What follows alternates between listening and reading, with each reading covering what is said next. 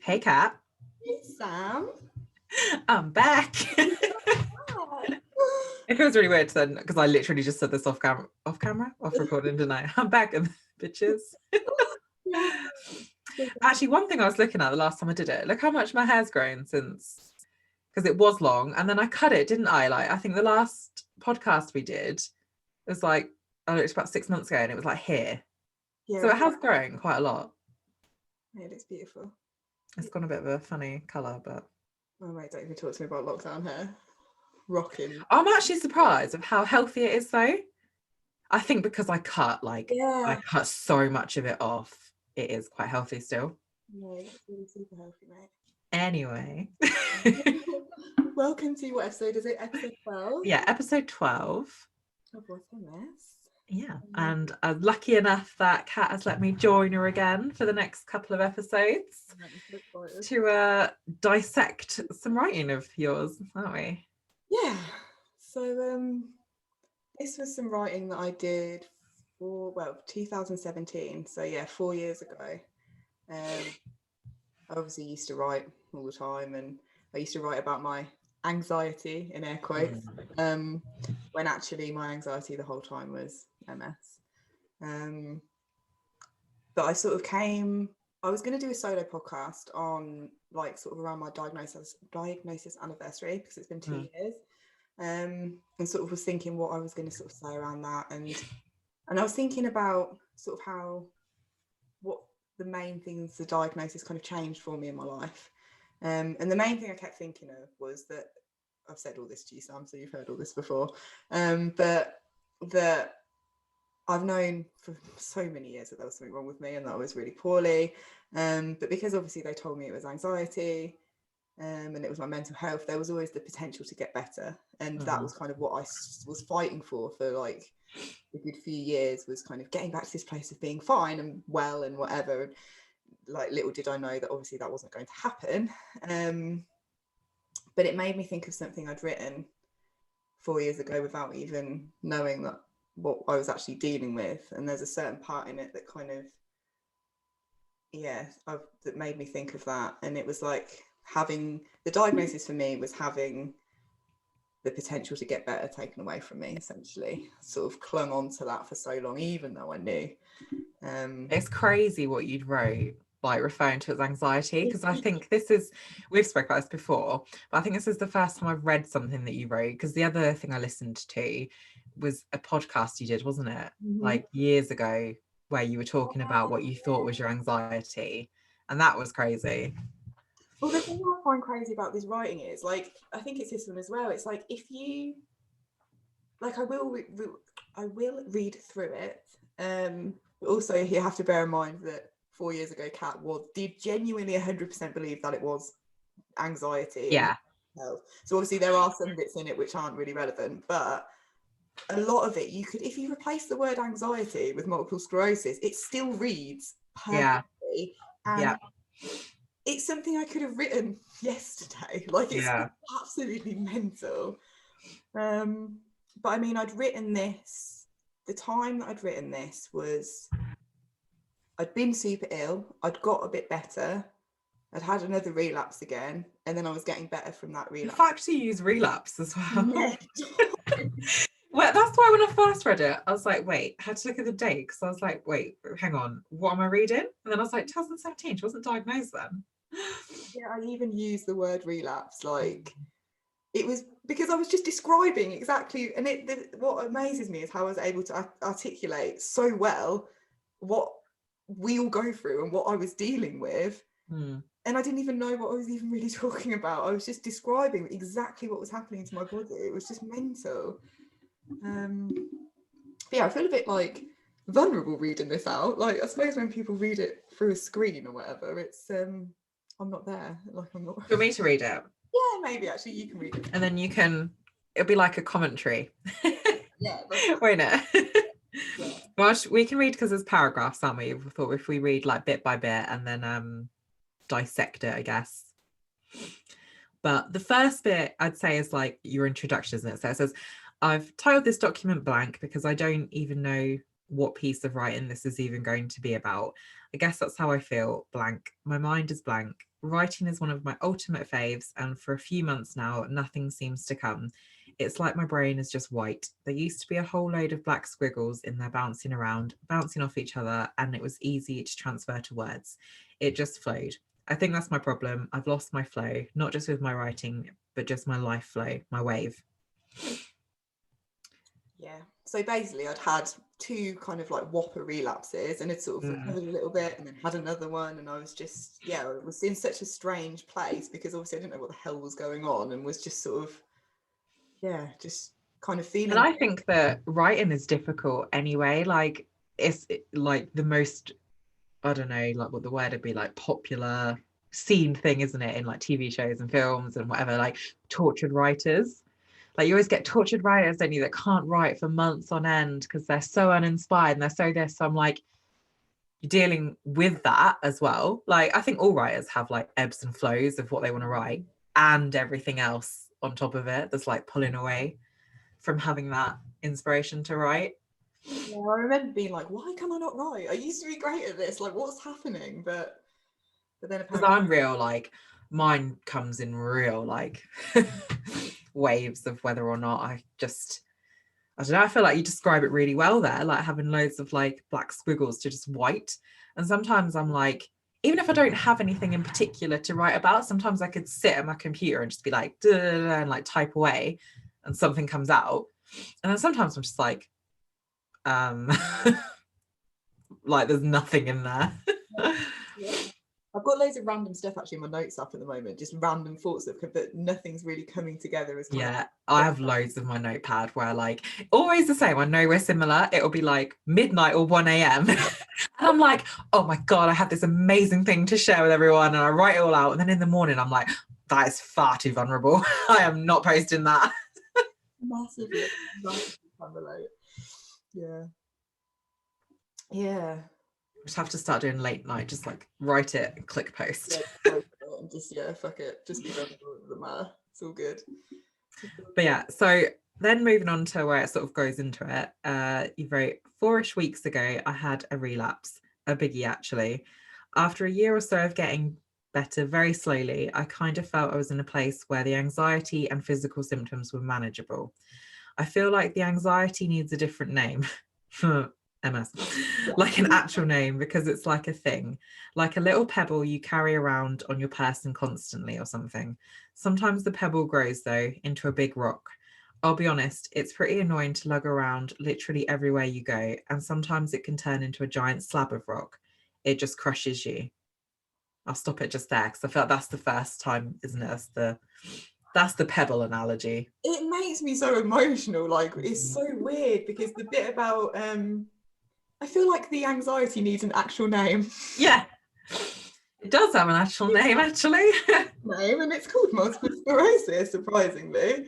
But even the way I was like, how did I articulate? Like, it blows my mind that I knew that I was living with this thing, whatever it was, and that it varied so dramatically on a day. Yeah, especially for relapse and remitting MS. I feel like the pebble really fits because like you can have some days where like you've got it, it's there, like you said, that tiny little pebble, but it's manageable. And then some days it's like a giant slab and you can't like it just fits perfectly.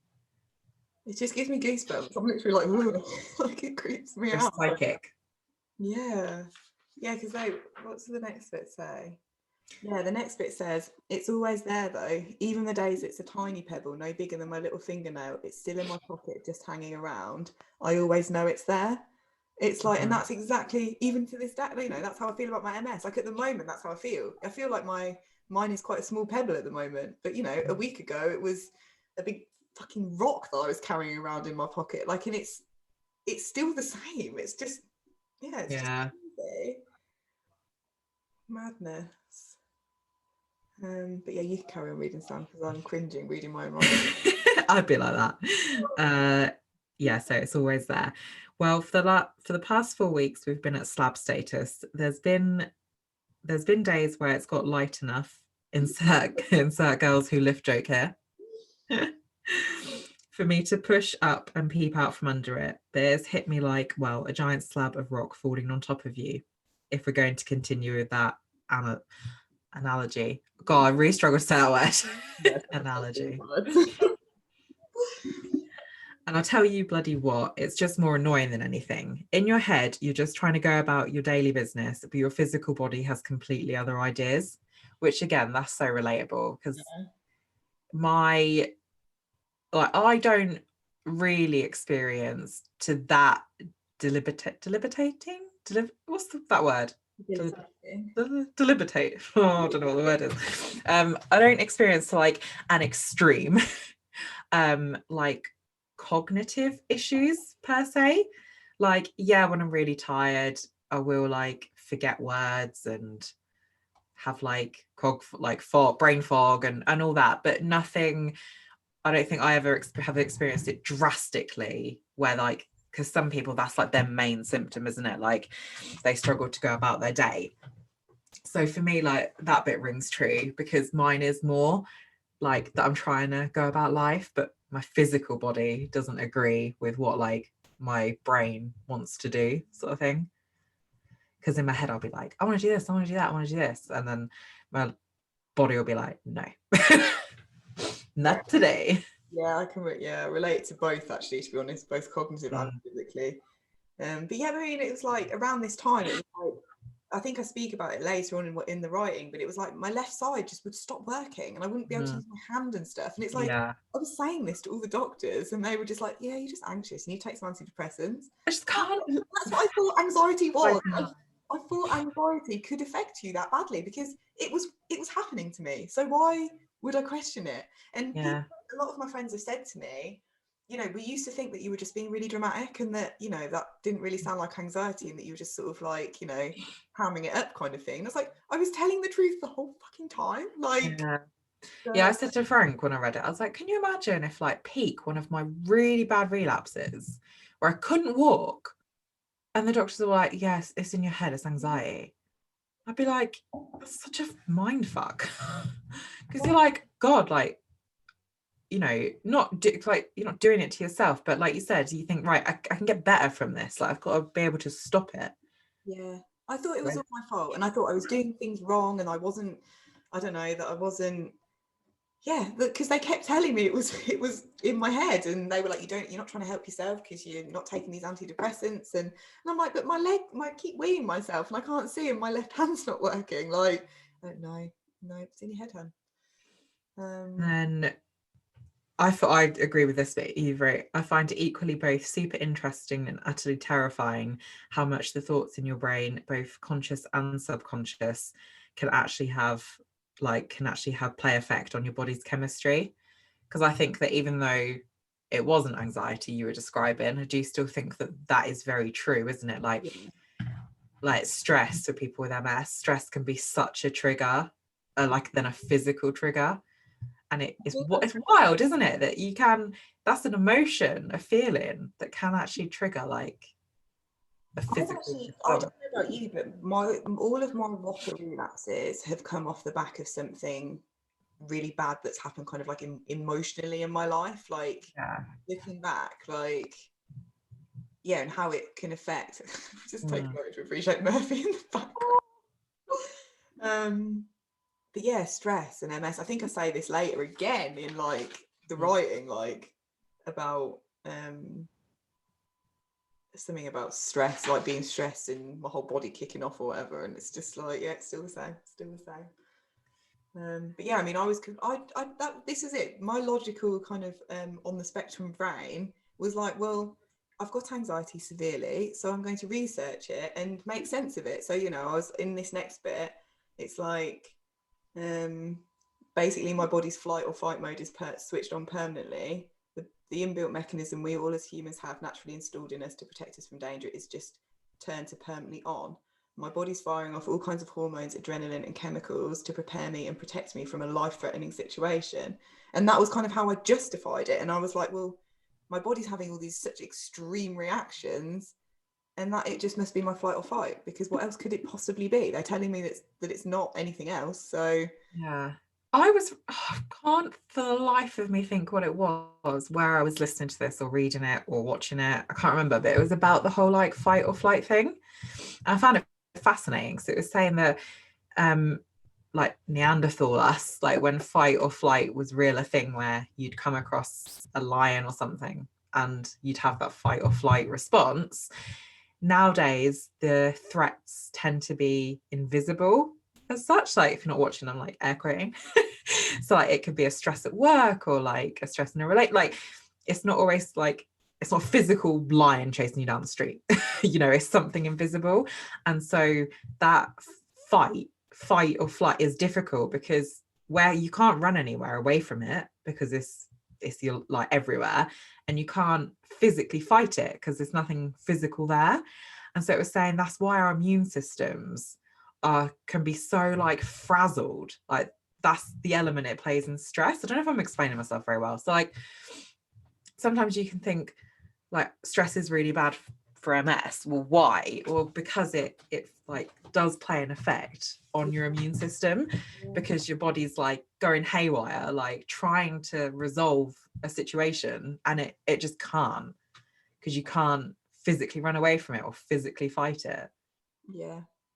It was weird around this time, so it was in like a weird feedback loop, I think, of like anxiety and MS, and the two were like playing off the other. And it was like I'd get anxious because I was feeling so MSy, and then it would flare up my MS, and Yeah. my symptoms would be worse. And it was like, so yeah, I mean, I suppose my flight or fight was permanently engaged because I was just so fucking stressed the whole time because I was like, Yeah. what the fuck is going on with my body? It was insane. I really need to think what that was that I was like watching. So it's really interesting. I can't. It is very. There's flight, fight, and freeze. I think are the three.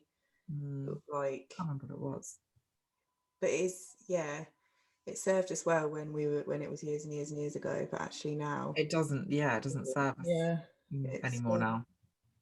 our bodies are crazy and they amaze me every single day, I swear. I think it's because like we've evolved so much as humans, but like at the same time we haven't. Yeah. Like that is still embedded in us to do that, but the everything around us has changed, so you can't do it anymore. Yeah. Crazy. Getting a bit philosophical here. Philosophical. I don't even know. I'm not even gonna I try. can't bloody speak today. Normally me. I'm normally the one that can't speak. What is that? Like Philosophizing? No. philosophy. That's the only one I can say. The philosophy. Philosophying. I like, so the next paragraph's about is more like, where it's the madness that it's literally like you are describing your MS, aren't you? Yeah. Like it says, I can literally just be sitting in my kitchen at home to prepare me for either running away or fighting imminent threat.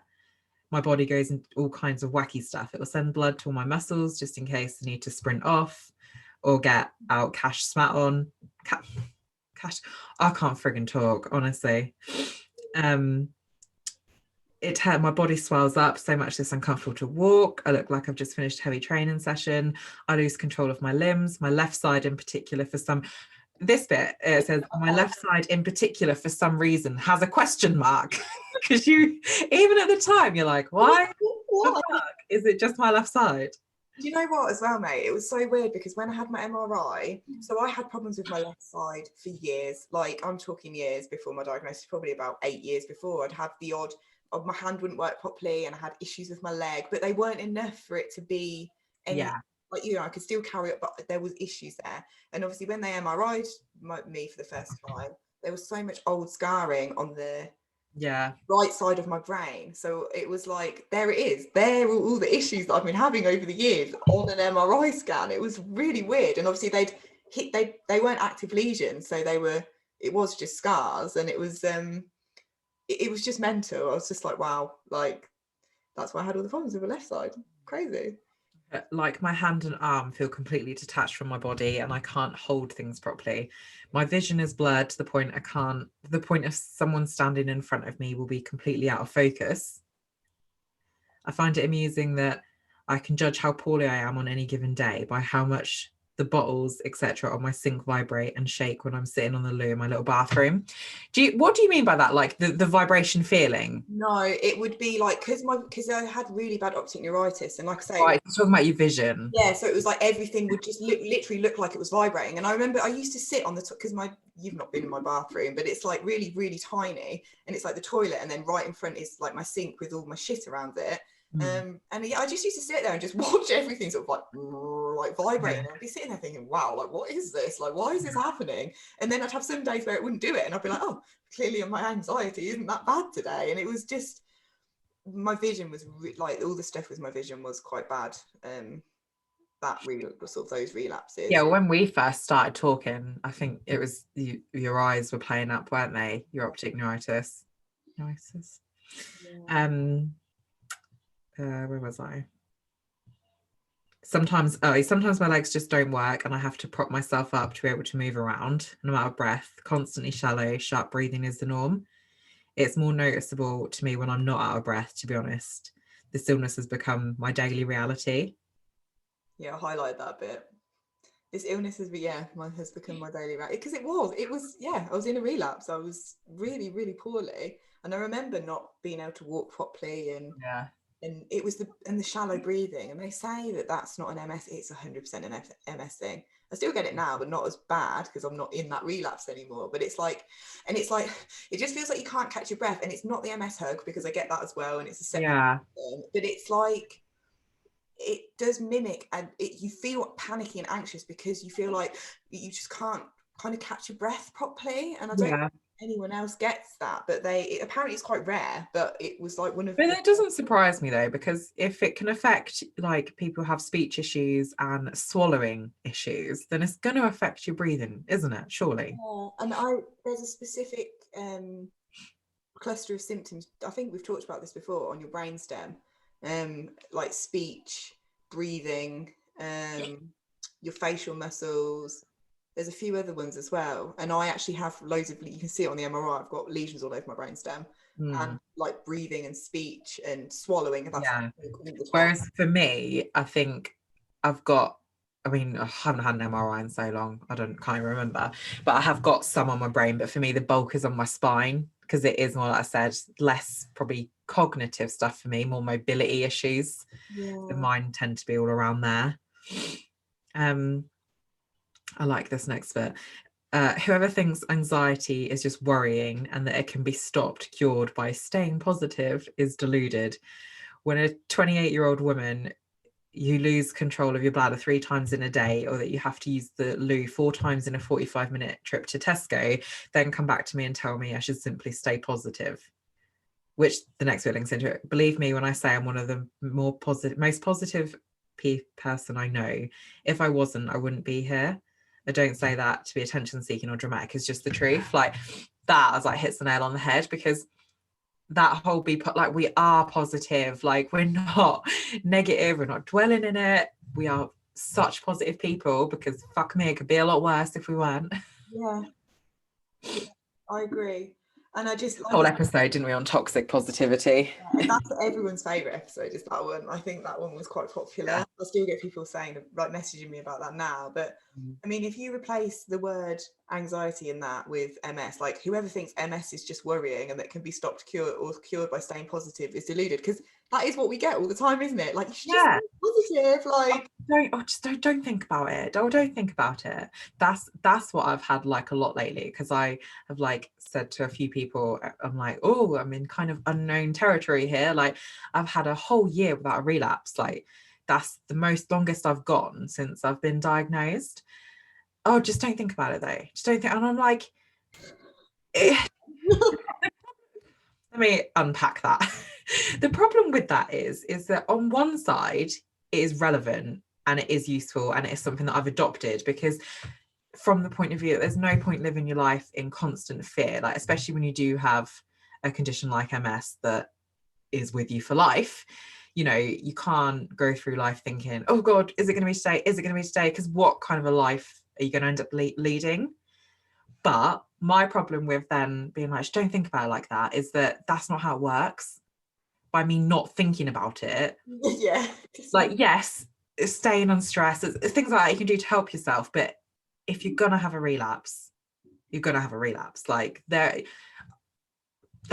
just my point of view. Like I know that there's so many people out there with MS that have different, you know, lifestyles and stuff that they adopt. But to me, I'm like, it's a brain like neurological condition. It's gonna happen if it's gonna happen. Yeah. So just telling me not to think about it, I appreciate the element of that in like the mental health capacity of it, but not in the physical health. And 9 times out of 10, the people that are saying it, they're not saying it from like a higher point of view of like your mental health. They're just saying it because they don't want to talk about it. Yeah. They don't know what else to say. And actually, I think it's important. Like, I think you should think about it to a point as well, because as like you say, if you're living in a world of complete denial and being like, oh la la la, this is fine. Yeah, I haven't had relapse for ages. Like, oh, maybe I'm cured, kind of thing. And then 6 months later, you have a really bad waffle and Roller coaster, you're mentally prepared crash. for that.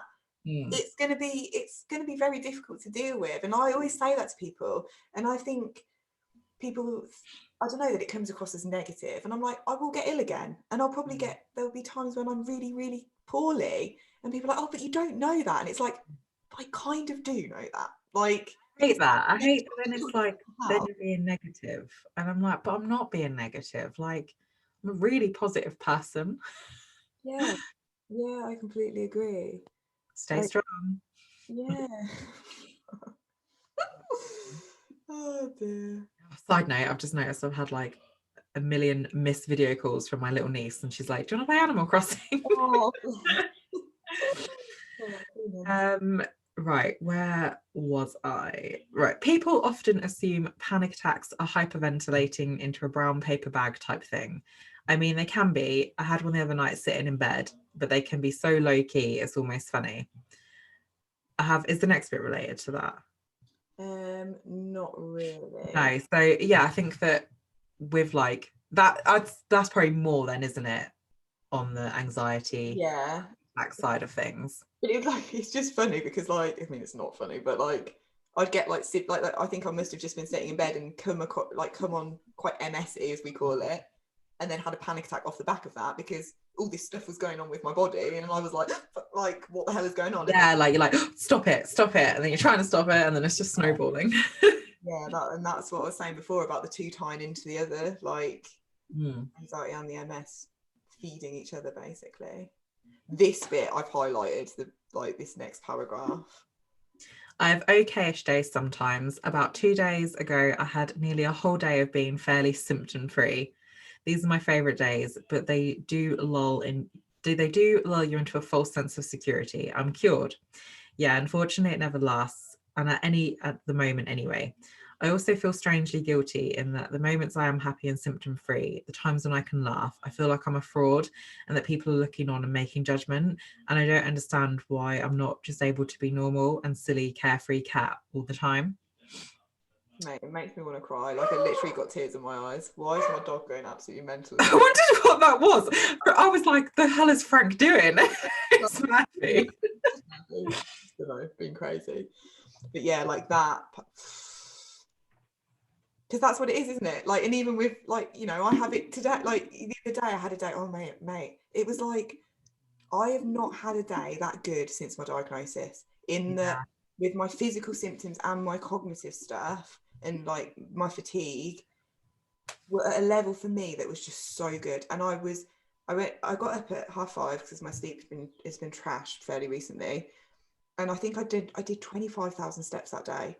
I just was on a mad one because I was like, and it was 11 in the evening, and I was like holding conversation with people still, and I was like, is this what it's like for normal people? Like, I have never ever experienced that before. Like, it's insane. But yeah, like, it was like, obviously back then I'd have days like that I'd feel kind of normal and be able to do so much more, and then it would flip obviously back to my regular just feeling like absolute trash. But you do feel as well though then that the moment that you do have a good day that people are going to be like, oh, you're better now. Yeah, massively. But again, like, all of this, it's just describing MS, like 100%. I'm cured, and then it never lasts, sadly.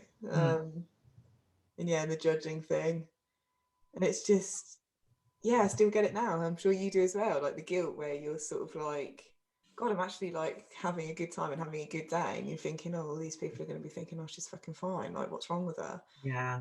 Yeah. That's a minefield trying to balance, isn't it? Like when you do have the energy and you are having a good day and if you have fun and around people, that it's hard to sometimes fully let go because you then think, oh, people are then going to think that I'm completely fine and they're going to expect more from me or they're going to expect Yeah. this. And and I'm not okay. Like today I might be, but tomorrow I might not be. Like I think that is a constant battle.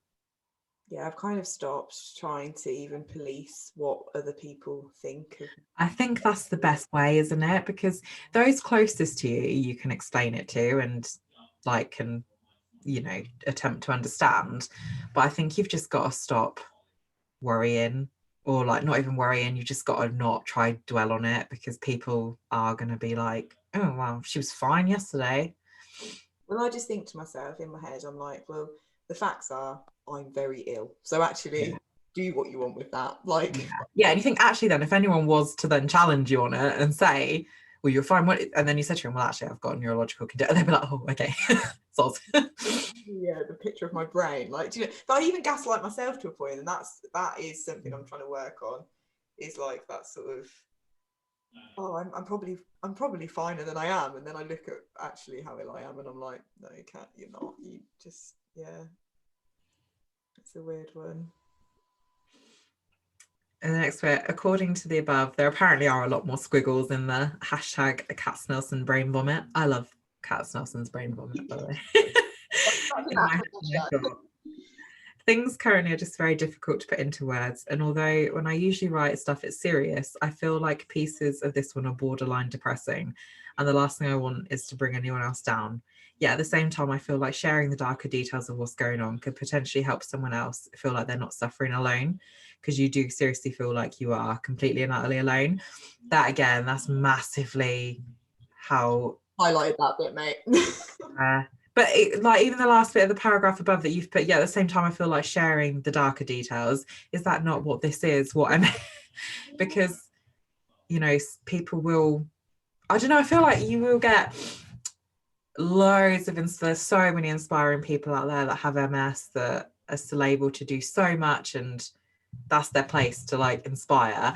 And then you have like just the negative side of the internet where it's more of like competition, isn't it? And it's just like moaning for the sake of one-upping someone. It's like, well, I'm this worse off and I'm this worse off and I'm this worse off, and wow, you should never try to do that because you'll fail, you're sick. There's a difference. I feel like what we're doing is more like just being honest. It's like in the middle, it's being honest. And that's what I think, yeah, that's what I've kind of always done with my writing, and just anything I share. And it's this is an example, like I did yoga the other morning. We talked about this, and I cried my way through the yoga session. I saw your, And yeah. it was such a mixture of emotions, and it was like I was sad for so many, like a lot of reasons, and I was also feeling so much like gratitude, and it was such a like intertwined emotion, and it came out in the form of tears. Yeah. And I share those things to normalize that actually it is a roller coaster of emotions all the time with everything, and sometimes you don't just feel happy or sad. You can be grieving really heavily, but also be having a fucking great time with something at the same time. And it's like the amount of people that message me kind of being like, oh my God, Kat, you okay? It's like, no, I'm fine. Just had a massive cry, but the only reason I'm sharing that is because I just want to normalize it for other people, because I'm sure other people feel the same. And like even back then I was writing about all this that was going on with me just because I thought, I bet there's other people that feel like this as well and are dealing with this. There's got to be, surely. 100%.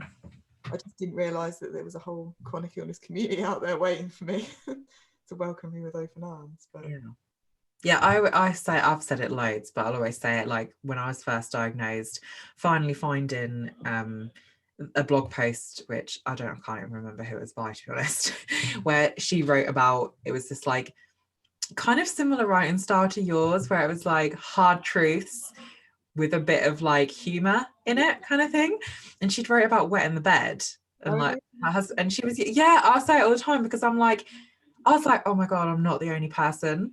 And it sounds so cliche that to not know you're like, some people say, oh, at least you're not alone. And some people be like, well, how does that help? But it really does sometimes, really does help. Yeah. I mean, I've lent on so many people, and I don't know. Like, there's a bit. I think there's a bit later actually about feeling like The it's like club. about the club. Yeah. Yeah, well, so the next bit says anxiety is an invisible illness. I use so is MS. I used the disabled toilet in Tesco the other day because I didn't think I was going to make it in time. When I came out, a woman on crutches gave me the filthiest look, and it couldn't have been more cliche, but it sums up the whole thing pretty well. I also put a photo of me smiling in my car on my Insta story the other day, and a few people messaged me, someone's happy today, even though I'd had one of the most crippling days I'd had in a long time. It goes on, anxiety is kind of like a weird little club. When you come across another individual who's experienced any of the above firsthand, you feel a rush of love and empathy. I know I do anyway, because they just get it. No one else does. Which I'm just going to reread that. MS is an invisible illness. I used the disabled toilet the other day in Tesco because I didn't think I was going to make it in time. And someone gave me a dirty look. MS is kind of like a weird little club. When you meet someone else that's experienced it, they just get it. Literally, you can just like replace It word gives for word. mate. Like, yeah, like I've underlined the no one else gets it part, because Yeah. it's how did I write that? Like, did you know, I remember that's just that photo that I'd taken in the car. I'd taken it on Snapchat with a filter, and I looked really cute and pretty, and I was smiling, and I was like, and everyone's like, oh, like you look really, and I remember thinking, I feel so ill, like what is going Yeah. on? Why do I feel like this? It was crazy. And the disabled toilet thing as well, like still happens to me today, except I Yeah. have a disabled badge now, so therefore I'm allowed to use it. But yeah, I mean, I was like gonna wee myself all the time back then, and having to leg it across Tesco's like 4 times in a trip just so I Yeah. could wee myself. Yeah. But yeah, I mean, like the bit about the weird, like the little club, that is what the chronic illness community is basically. Weird little club. And the rush of love and empathy, because that I get that now with anyone that I speak to or that reaches out to me or I reach out to them, and I always say to people, like, I just want to give you a fucking cuddle, like I literally just want to wrap you up, because I just get it, and I know you get me as well on that level, that people that don't have MS just do not and cannot understand, and that's not their fault. But No, especially symptoms wise. Like, how do you explain to that? I've thought sometimes, how can I explain to someone that like can't really walk today because I can't get my knee to bend in the way I want it to, and not physically. Like, I don't mean because there's physically a pain there. I mean because I just can't get it to walk, when walking is such a no one thinks, right, come on, legs, like, do they? You just walk. So how do you explain that to someone, that your brain isn't sending the right signal to bend your knee properly? yeah, well, a lot of people don't realise that MS is like neurological damage. I think people see our symptoms as like that's our Physical to MS. that spot. Yeah, like your leg is, you've I'm got a literally bad leg. falling I got a bad brain. yeah, it's like the damage is in my skull. There is not anything I can do other than mask the symptoms. It's just actual brain damage, and that's why I use that term, because it kind of gets the point across, I feel, a little bit better, and people seem to understand that like more. Yeah. Yeah, yay for the little club though. So glad I've got you guys. God, I need to wake up. I'm yawning. Often people ask me what's triggered it on a certain day or what's worrying me. Sometimes I haven't got a clue. Sometimes it's something massive. Sometimes it's something as trivial as worrying if you'll have time to cut up your portion of chicken delivery. True story. That as well, though, I think, like, about anxiety is such a huge one. Like, not, someone says to you, what's worrying you? And sometimes you don't know. Like, for me, my anxiety, I don't know where it comes from at all. And when I am experiencing something where I like normal anxiety, I hate to say it like in air quotes, because being anxious is just an emotion, same as being happy, sad, nervous, scared. Like, everybody will experience being anxious at some point in their life.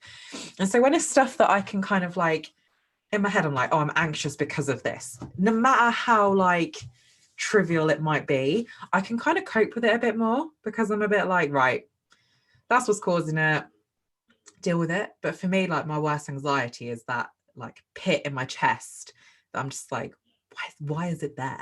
Like, what is causing it? That's the hardest thing I think to deal with, because you just don't know. You've put about having one of the most severe and scary panic attacks you've ever had. Was it a swimming pool of all places, worrying about the above? What happens and what still happens now is that I always say that I don't have time to do things, but my mum's always like says to me now, Kat, it's not that you don't have time, it's that you don't have the energy. But for me, because I thought everyone was functioning on that same level I was, in my head it was like I don't have time, and it still feels like I don't have time now because my fatigue is so normal to me. It is like I don't have time to do it. So it was like in my head, I remember swimming these lengths in the pool thinking, oh my God, I'd had like kilos of chicken delivered from like muscle food or whatever, and I had to individually cut it or portion it up and put it in the freezer, which doesn't sound like a big deal. When you've got MS and crippling fatigue, which I had and didn't know at the time, in my head I'm thinking, because this, I don't know about you, Sam, but I'm always constantly thinking ahead to the next thing I'm going to have to do. So like right now I'm already thinking, right, there's things I need to do, like when I get off this podcast, because I've got crippling fatigue all the time, and I need to get these things done for my day. So it was like I was thinking about that as I was swimming, which then triggered a panic attack, and it was just, like I say, again, them feeding off the other. It was like, I just didn't know how exhausted and fatigued I was because I'm so used to it. It's just I can't normal. think of anything worse than a panic attack in a swimming pool. I'll Mate, be like, I'm going to die. my whole, I was like, I just competed, so I was like pretty lean and you could feel my muscles. And I remember going into the toilet and like all of my like traps and shoulders, it was and I remember looking at myself thinking, well, what the fuck is happening to me? Like the whole body had just gone into like, but again, it was like I think it must have been my flight or fight was just engaged. It was just ready to like go because I was so stressed. But yeah, I remember it says here, I was literally on the way to Kettering Hospital when my mum had to reassure me I wasn't dying. Because I remember ringing her and be like, Mum, there's something seriously wrong with me. I'm taking myself to hospital. And she was like, no, you're just anxious. You're fine. Go home. Yeah, I wasn't dying and told me to go home to bed. It took my physical body days to recover from that incident. But sounds completely and utterly ridiculous, right? That's anxiety for you. It's like, no, that's MS for you. Like, because yeah, it was just like a big flare up that I'd had basically, and I still have them now, like to like that to a point, and it does. It takes you a couple of days to kind of sort of your body to just calm the fuck down a little bit, but yeah, Get over it, because it's trauma. To get over it, isn't it? Yeah. Oh, it's just horrible. The next bit back to the Pebble bit. The bit that makes me cry. I've got I always get really like bad irritations on my face, whether they get itchy. Luckily, because my camera's so bad, I don't think you can see it. Anyway. Bless you. I think the Pebble will be in my pocket for life now. Who knows? Although I do hang in the hope that one day I just lose it, drop it somewhere accidentally. That one day I just reached down into my pocket and it slipped out of a little hole in the lining somewhere along the way. Which it literally makes me want to cry because I know that I just knew back then. I just knew that it wasn't going away, and that's what I mean. And that was the bit that made me think of this piece of writing when I was thinking about diagnosis, was that deep down I knew that there was something quite seriously wrong with me.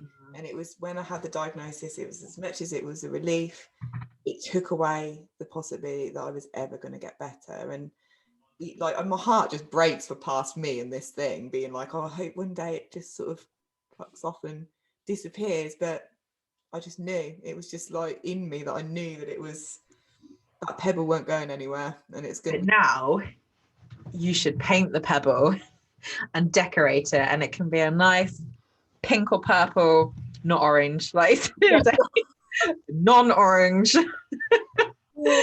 pink and purple Pebble that is I was gonna say it's comforting. I don't know if I'd quite get, I don't know if I'm quite there yet, but I'd say it's comforting.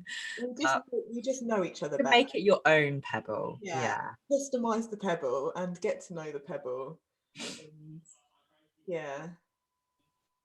Because I think that is a really good, like, I think it just fits MS so well that it can be like then a bigger rock or a giant slat, like how changeable it can be. So maybe if we all just paint our own pebbles and make them our own, and then we won't mind them being in our coat pocket.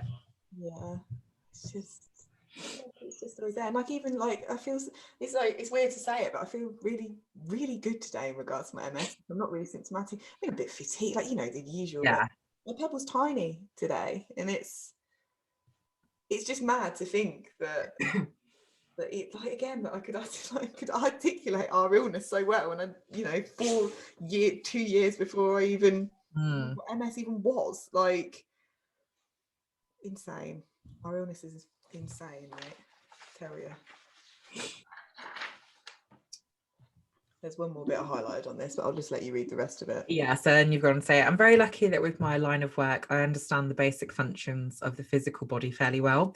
I understand that my symptoms, for the most part, are just simply a physical chemical reaction to severe stress or perceived danger, which does stop me driving myself to A&E on the right. I've read that as like driving myself to at point A and point B. Stops myself driving myself to A&E. I'm able to rationalize it just enough most of the time. It pains me that most people without the above knowledge have to suffer with these things.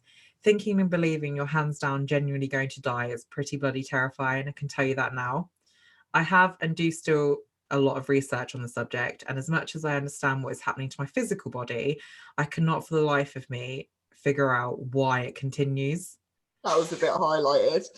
Yeah. But like I say, it was like I'd managed to, because Murphy, what's he doing?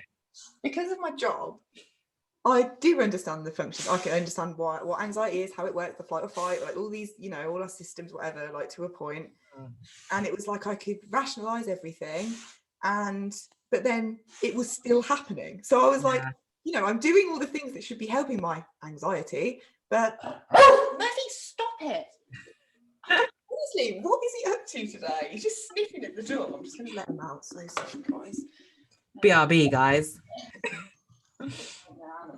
If you're watching, if you're not watching the YouTube version of this, I highly suggest it. So you can see Cat scramble to let Murphy out. I can't remember what I was saying. Oh yeah, that was it. So like with everything, and you know, I was doing all these things, putting all these things in place in my life, and I just couldn't figure out why on earth it kept happening, why my left side of my body wasn't working properly, why I couldn't see properly, why I kept needing to wheel all the time. Yeah. It was because I had progressive brain damage and just didn't know about it. Like, yeah, just crazy. And then it goes on to say, but when I do figure it out, I'll be sure to let you all know. I figured it out, and I'm letting you know. Yeah, I figured it out. All these poor people that theirs purely was anxiety, that they're waiting, and they're like, oh, damn. Yeah, sorry, guys. It was a lot worse than we initially thought. Yeah. But when I do figure it out, I'll be sure to let you all know. But for now, we just got to keep on keeping on, which is pretty much what we do, isn't it? That's the beauty of life, you see. Things can change overnight in any circumstance. I always repeat myself and say this, but it's so true. It's scary as fuck, but it's one hell of an adventure, and I'm not quite done yet. So that's pretty much how I feel at the moment, to be honest. Things can change overnight, and they do, and you know, I feel like I'm dealing with that in itself at the moment. Like, this is what I mean. I feel like I could have written this yesterday, but it is also an adventure, and you just never know what's going to happen with our wild ass illness. But not done. I know you're not done either, mate. No, and I think, I thought it was such a good piece of writing, because I just thought it was just so crazy how much, like, it just, if you'd have clipped out all the words of anxiety and sent that to me, I'd have been like, oh yeah, she just wrote this. Like, there's not one bit of it, even the bits then about panic attacks and things, like, because they are still relevant. I don't think I would have been like, oh, this is someone talking about something completely different, you know. Well, I can understand why all my friends thought I was being dramatic. Like, do you know what I mean? Because like, oh, my anxiety is really bad today, and my whole left side is numb, and I've peed myself. And they're like, okay. Which, to be fair, I guess, like, you can have, like, I suppose there are, like, neurological bladders, aren't there? Like, I know anxiety can cause to an Well, extent. yeah, it can, and it can. It's Yeah, very, very rare, but there are cases that anxiety can cause those things to yeah. happen. And I just thought, well, I must just have really severe anxiety. Yeah, I guess that's why it is easy, or it is kind of easy to believe, because it isn't that far-fetched, is it? It's not like it's not like you kept, like, you had a cut on your hand and it kept bleeding. And someone was like, oh, it's bleeding because of the anxiety. You'd be like, that's the stupidest thing I've ever heard. It's because it is all neurological. It's not that far-fetched to be like, oh, okay, maybe it is, like, anxiety doing it. I just believed it because I'd said so many times over and over again to people, and when you've had not just my GP, like so many different Hmm. medical professionals, there is nothing wrong with that repeatedly. And I just thought, oh, okay. And lived my life for 3 years thinking, I'm mental. Like I've lost the plot, but I just have to pretend that I'm fine because if I don't, I'm gonna like probably get sectioned or something at this point because Yeah. there was times when like I said to you before, like begging my mum to send me away somewhere because I felt like I was going that mental and actually just had a really inflamed brain. I'm not surprised that I was feeling pretty Yeah. confused with what was going on. But yeah, I'm just so glad I wrote back then. Like, do you know what I mean? Like Yeah, definitely. So yeah. to actually be able to read that back because I read it back when I was diagnosed. So that when I've sent it to you the other day, that was the first time I'd properly reread it in like Mm. nearly 2 years and blew my When mind. is your, or when was your 2-year diagnosis? It was in February this year, and I made Mm. a cake, which all of my friends were like, "That's really like dark," whereas everyone in the MS community was like, "This is amazing." I blew up a balloon of 5 when and took a photo of my 5 years. So Yeah, my yeah. For anyone that didn't see the cake, my cake said on it, what was it? oh yeah. I saw the cake. Happy you've got incurable progressive brain Yeah, damage I day loved or it. something. And everyone was like, this is amazing. I was like, but yeah, I mean, it's like I say, my friends were like, oh, it's a bit dark, isn't it? I was like, but it's not because it's just literally stating Yeah, actually black and white what is actually wrong with me. And exactly. that's what it is. It's the anniversary of my brain damage, but we'll put some sprinkles on it and have a good time with it. It tasted like dog shit, mate. I'm not gonna lie to you, but it looked pretty. So Even though, like you said, 'cause it seems weird, like 2 years, it's been a lot longer than that for you, isn't it? But that's just the actual formal side of it. yeah, it brought up a lot of emotions this year. It was weird. Like last year, obviously my 1 year anniversary, I just didn't really. I think I was still kind of in my survival mode with everything, and I was just sort of like la la la things. I've already, yeah, I know I've been diagnosed. Whereas it was this year, and when I was actually kind of almost feeling a little bit better, it was like, oh wow, it's been 2 years, and yeah, I don't know, it just brought up a lot of emotion, and sort of that's why I wanted to do these sort of podcasts and sort of like Yeah. kind of all the things around that with diagnosis because I don't know how I ever coped in the 3 years in the years before. I was like found like the community and us two were talking, because I think my first year I don't know, it was a bit of a, I think my first year was swallowed up with heavy relapses, started medication, like a bit of like yeah, autopilot, just rolling with it, because I was like, right, okay, I've got to go do this and I've got to go do that. Like, I've got to have my MRI and then pick my medication, start my medication, do this, like take some steroids for that relapse. That kind of the first year, I still, not in denial, but like I still thought, okay, well, I'm getting better. Like I'm now sorting out this issue to get better. And then the second year, I think maybe I like was in it's all a bit of a blur now, to be honest, but I think maybe the second year I was in a bit of denial and just was like, oh well, I'm gonna get better, like it's fine. And then the year after that I went like too hard into it, and like every aspect of my life did evolve around it, like massively. And so then the year after that was like the real shit year, when I was like really depressed and like struggling with it. So I think it's just finding what you like, how you want to live your life with it, because it is different for everyone. Some people will say like, oh, in an ideal, like my ideal time would be like forgetting that I've even got MS, like, and doing life as normal, and that's great for some people. And then some people might want to like, yeah, like keep like some people keep symptom trackers, don't they? Like diaries where they write down like literally every single thing that they feel so they can report it.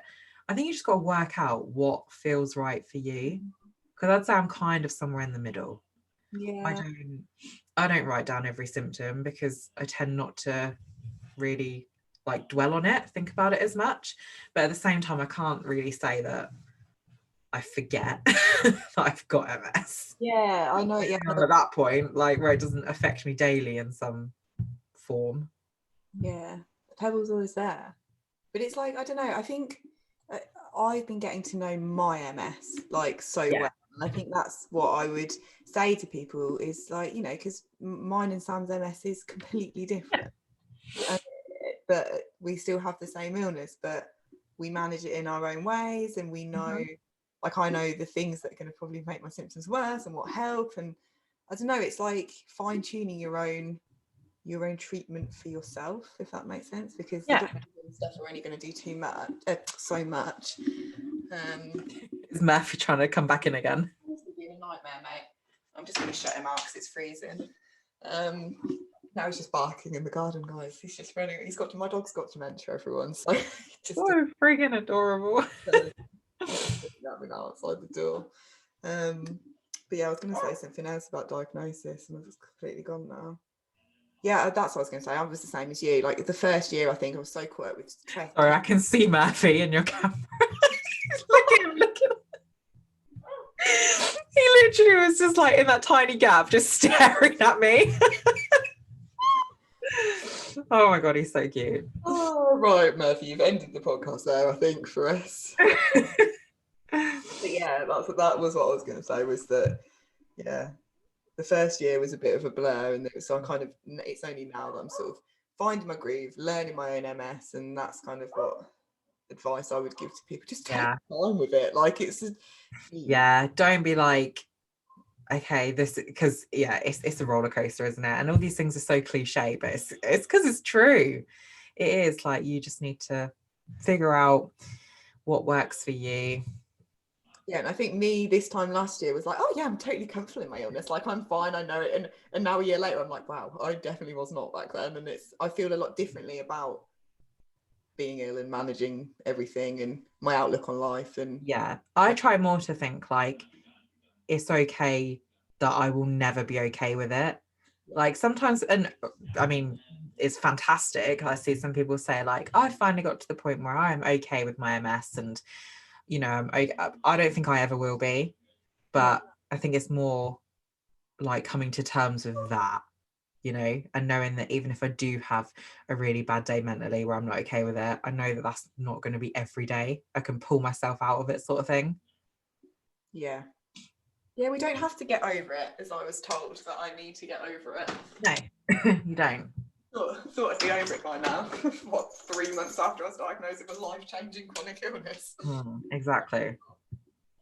It's okay to not be okay. Massively. Normalize or feeling all of the emotions. This is my new favourite quote or Was it? Moment. Just normalize feeling everything, and like you're allowed to be happy, sad, angry. That's another thing. Anger. Like people are like, oh, but it could be worse. Like, no, I'm allowed to be fucking that I've got this illness, because it's absolute bullshit. But sometimes I get real angry. Like not fair, and like it isn't fair, and I'm allowed to say that it's not fair, but it also doesn't mean that I'm a negative person for saying that. I'm like, I don't enjoy so many aspects of my life. I'm still allowed to say that I'm pissed off.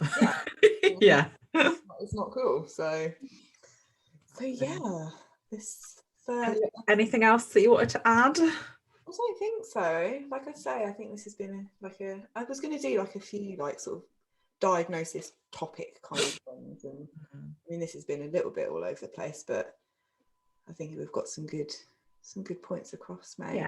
And then teaser for the next one. I'm excited for Kat's wrote another, like there's another blog post. This well, so the one that you wrote have you had your diagnosis on this one? No, I didn't think so. Still. Yeah, no, that's what I was going to say. Thanks so much, mate, for doing this with me. It's been all right. Chat about about things, because like we said in the writing, I know that you get it, so Yeah, massively.